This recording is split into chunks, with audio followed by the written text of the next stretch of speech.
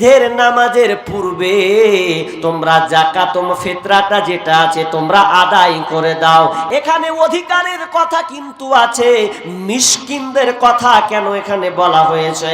মিসকিনরা সেই দিন যেন তারাও আপনার সঙ্গে যেন আনন্দ উল্লাসে মেতে যায়, সেদিন যেন তাদেরকে দাঁড়ে দাঁড়ে ঘুরে বেড়াতে না হয়, সেদিন যেন হাত পাততে না হয়, তারাও যেন আপনার সাথে সামিল হয়ে তারাও যেন নিজের ঈদটাকে উদযাপন যেন করতে পারে, আনন্দ উল্লাস করতে পারে, তার বাড়িতে যেন উনুন হাঁড়িটা যেন জ্বলে।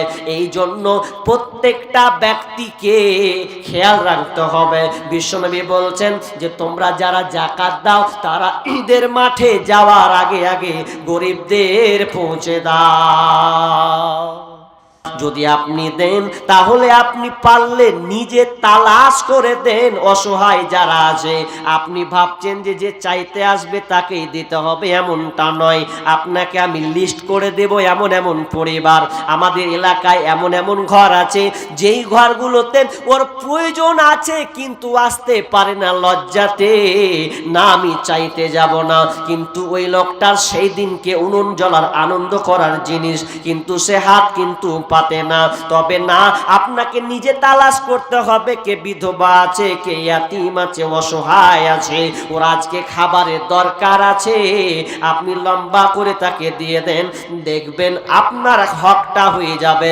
কিন্তু যদি এই হাদিসের আলোকে এটাই প্রমাণ পাওয়া যায় যদি ঈদের পরে কেউ বিলি করে বেড়ায় তাহলে ওটা ফিতরা হিসাবে গণ্য হবে না, ওটা সাধারণ দান হয়ে যাবে। তো ওটা হচ্ছে গরিবের হক। আল্লাহ বলছেন ফাকুলহু মিনহা ওয়া আতিমুল কানিয়া ওয়া মুতাররা। আল্লাহ সুবহানাহু ওয়া তাআলা বলছেন তুমি নিজে খাও, ফকিরকে দাও, যে চাই তাকে দাও, যে চাই না তাকে দাও। সূরা হজে দুই রকম কথা আছে, খাও, রাখো, দাও। তার মানে আপনি গরিবকে পৌঁছে দিবেন, যারা দিতে পারেনি তাদের বাড়িতে যেন উনুন জ্বলে, তারাও আনন্দ করে, এটা আপনাকে খেয়াল রাখতে হবে।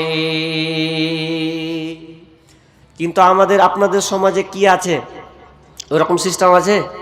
নেই না, বলে এক ভাগ 3 ভাগ করে 1 ভাগ দেয়, এরকম নাকি?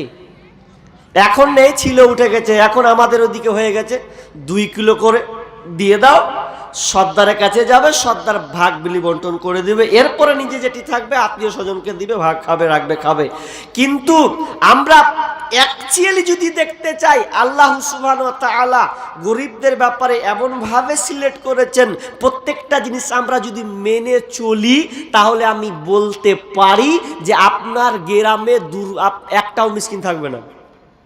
চ্যালেঞ্জ, থাকবে না। থাকছে কেন? ত্রুটি আছে। একটা কথা বলি, আপনার পাঞ্জাবি যারা বুঝেন, পাঞ্জাবি, ওদের পাগড়ি দেখেছেন তো? পাঞ্জাবিদের একটা বৈশিষ্ট্য আছে, ওরা ইসলাম ওইটাকে ওরা নিয়ে নিয়েছে, ইসলামের থিওরিটাকে ওরা নিয়ে নিয়েছে, আদর্শ তারা নিয়েছে। কি?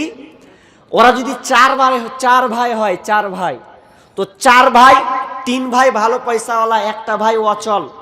3 ভাই কি বলবে জানেন? 3 ভাই বলে, এ তো আমার মায়ের পেটের ভাই, আমাকে